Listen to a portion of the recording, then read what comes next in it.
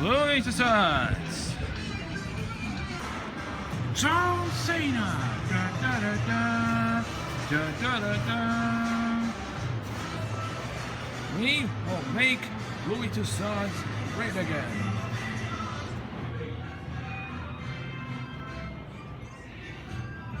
This is heavy, Doc.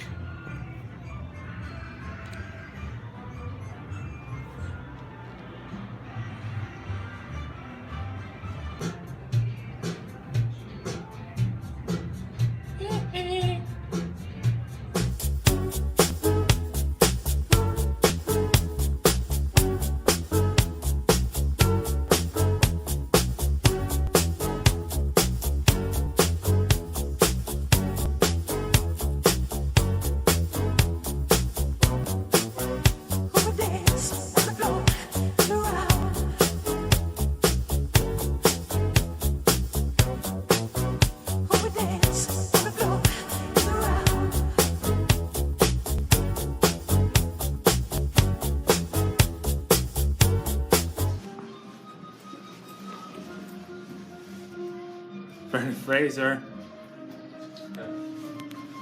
Gregory Peck, Kill a Mockingbird. Ah, the Popes.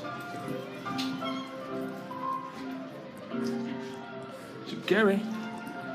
Angelina Jolie. Francis Basil Rothbone.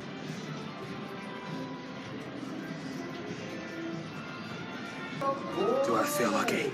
Well, do you, punk?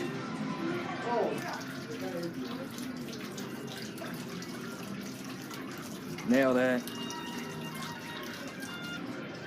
Glad to see they really nailed the horse likeness with Sarah Jessica Parker. Yo, James, I loved you and Where the Wild Things Are.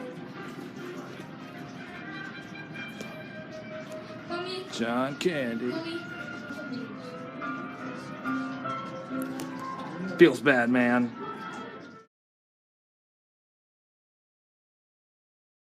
Wow, Brad, you're really taking the divorce with Angelina Jolie pretty seriously, huh? Do your oral voice. Get to the job. Come on! Get me now! Ah, they got a TV show section.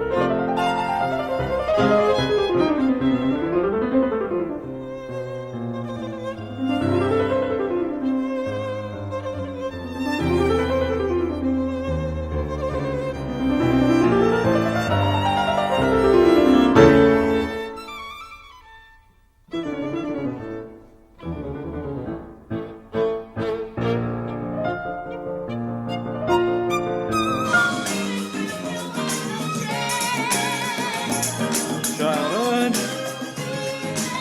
Stardom. Creepy Witch.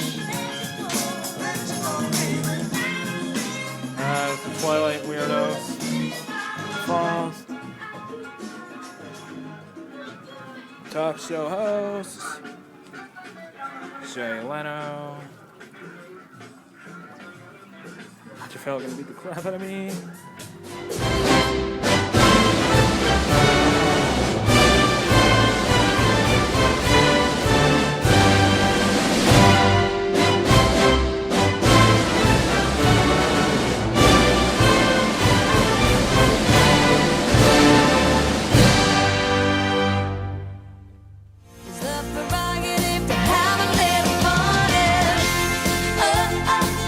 They're totally crazy. Forget them, lady.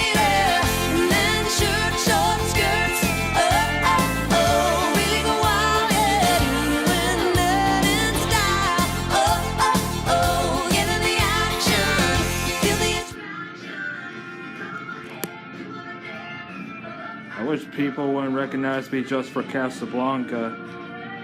Also, Maryland looks Back in the good. day, they knew him for a bunch of movies. Maltese Falcon. James Dean only had one movie, and everyone knows. That doesn't really look like Elvis. Also, that looks like IG-88. Star Wars.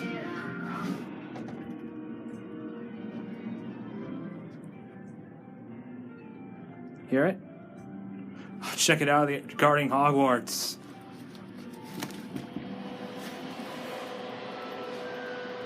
You're a wizard, Harry.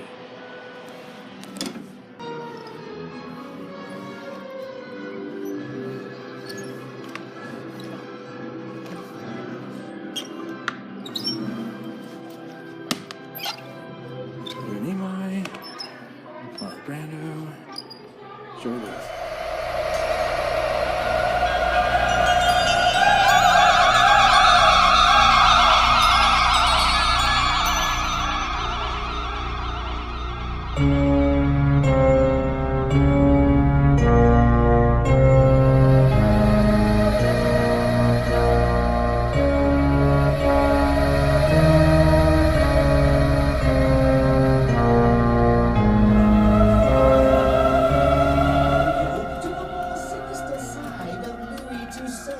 Waxworks.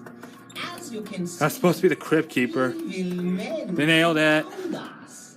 And the thought of the horrible things they've Heil Hitler. done is Hey, making me it's Hitler.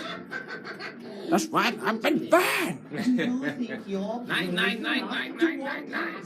Charles Manson, Vlad the Impaler, and Saddam Hussein. Yeah. Here's Johnny. Holy crap!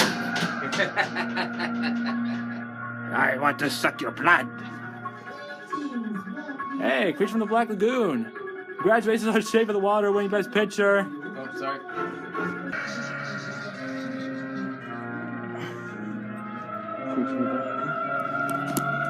Check it out.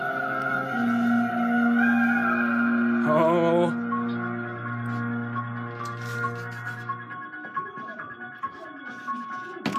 Hello, Clarice. Tell me about the lambs.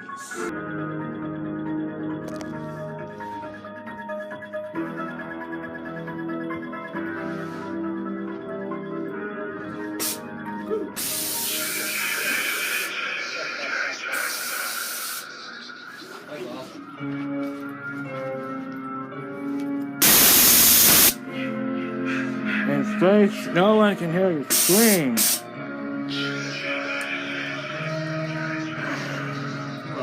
Want to take his picture next to the alien? Yeah.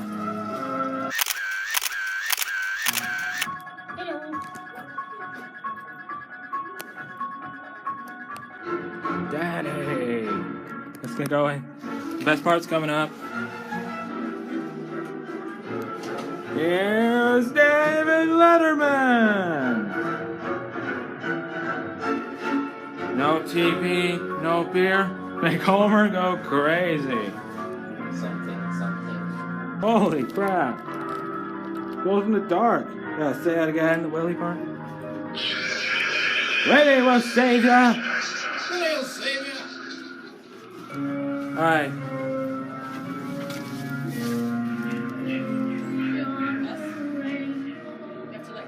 Oh, the Wizard of Oz.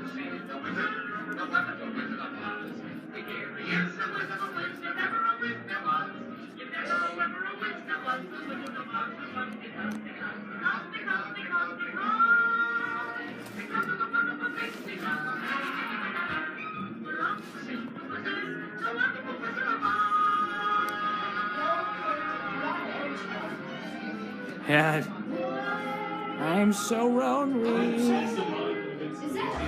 Stars at night are big and bright. Deep in the heart of Texas, the prairie sky is wide and high. Deep in the heart of Texas, the sage in bloom is like perfume. Deep in the heart of Texas, reminds me of the one I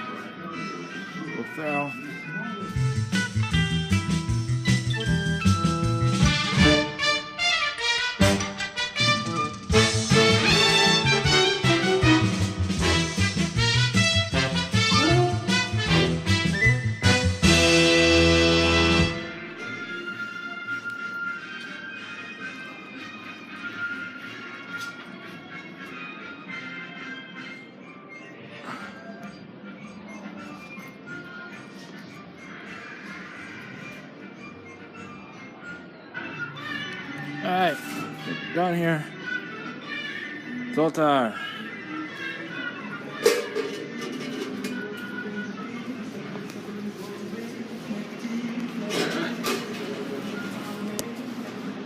Bye, Louis Tussauds.